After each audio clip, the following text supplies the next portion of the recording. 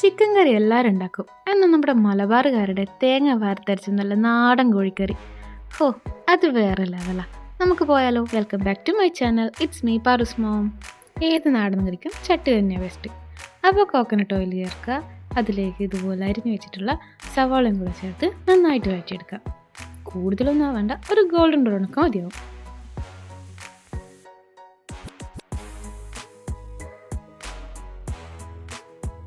ഇതിലേക്ക് ഇഞ്ചി വെളുത്തുള്ളി ക്രഷ് ചെയ്തിട്ട് അതും കൂടി ആഡ് ചെയ്ത് കൊടുക്കുക. കൂടുതൽ അങ്ങോട്ട് പേസ്റ്റ് ആവണമെന്നില്ല.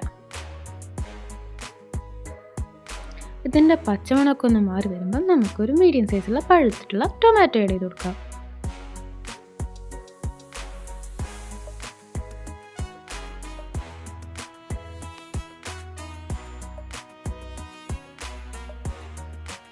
ഇതൊന്ന് മിക്സായി വരുന്ന സമയത്ത് ഇതിലേക്ക് നല്ല ഫ്രഷ് കറി ലീവ്സ് ആഡ് ചെയ്ത് കൊടുക്കാം. എല്ലാം കൂടെ വീണ്ടും ഒന്ന് മിക്സ് ചെയ്യാം.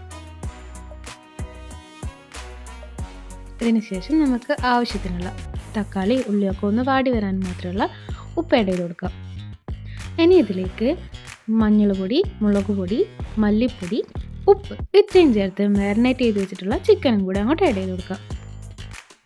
എല്ലാം കൂടെ ഒന്ന് ഇളക്കി യോജിപ്പിച്ചതിന് ശേഷം ഇതൊന്ന് മൂടി വെക്കാം.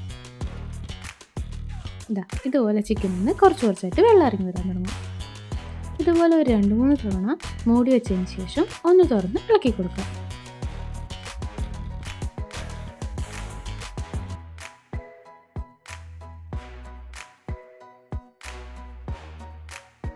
ചിക്കൻ വെന്ത് വരുന്ന സമയം കൊണ്ട് നമുക്ക് തേങ്ങയുടെ അരപ്പ് റെഡിയാക്കാം. അതിന് വേണ്ടിയിട്ട് കോക്കനട്ട് ഓയിലിലേക്ക് തൊലി കളഞ്ഞിട്ടുള്ള വെളുത്തുള്ളി ഇട്ട് കൊടുക്കാം. വെളുത്തുള്ളി ഒന്ന് മൂത്ത് വന്നതിന് ശേഷം മാത്രം നമുക്ക് ഇച്ചിരി ഇഞ്ചിയും കൂടി ആഡ് ചെയ്ത് കൊടുക്കാം.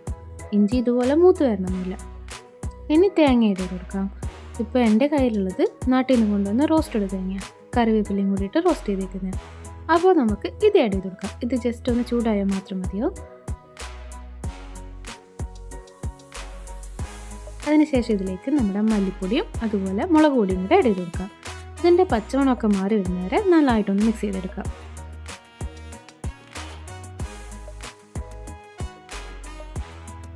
ഇതിൻ്റെ ചൂടൊക്കെ മാറിയതിന് ശേഷം നമുക്കപ്പോൾ തന്നെ പേസ്റ്റാക്കി വെക്കാം. ചിക്കൻ ഇപ്പോൾ തന്നെ നന്നായി വെന്തിട്ടുണ്ട്. ഇതിലേക്ക് നമ്മൾ തയ്യാറാക്കിയ അരവും കൂടി ഒഴിച്ചു കൊടുക്കാം. കൂടാതെ ജാറ് കഴുകിയിട്ട് അതിൻ്റെ വെള്ളം കൂടി ഒഴിച്ചു കൊടുക്കാം.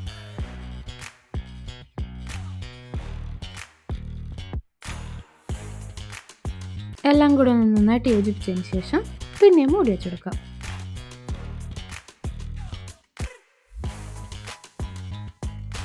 ഇപ്പോൾ നമ്മൾ ആഡ് ചെയ്ത് കൊടുത്ത അരപ്പും കൂടെ ഒന്ന് വെന്ത് വന്നിട്ടുണ്ട്. ഇനി ഇതിലേക്ക് മെയിനായിട്ടുള്ളൊരു ഇൻഗ്രീഡിയൻറ്റ്, അത് ഇച്ചിരി ലാസ്റ്റിലോട്ട് ഇട്ടാലേ അതിൻ്റെ സ്മെല്ലൊക്കെ സെപ്പറേറ്റ് എടുത്ത് നോക്കും. കുരുമുളക് പൊടി, നൈസായിട്ട് പൊടിയുണ്ട ക്രഷ് ചെയ്ത കുരുമുളക് പൊടി. അതിലേക്ക് എല്ലാം കൂടെ പൊടിച്ചിട്ടുള്ള ഗരം മസാലയും കൂടെ ആഡ് ചെയ്ത് കൊടുക്കാം. ഇതൊന്ന് നന്നായിട്ട് ഇളച്ച് ഒന്ന് കുറുക്കി വരുന്നവരെ വെയിറ്റ് ചെയ്യാം. ഇനി നമ്മുടെ ചിക്കൻ കറിക്ക് ഏറ്റവും സ്വാദ് കൊടുക്കുന്നത് നമ്മുടെ മല്ലിയില. നമ്മളെ കറി ഇവിടെ റെഡി ആയിട്ടുണ്ട്.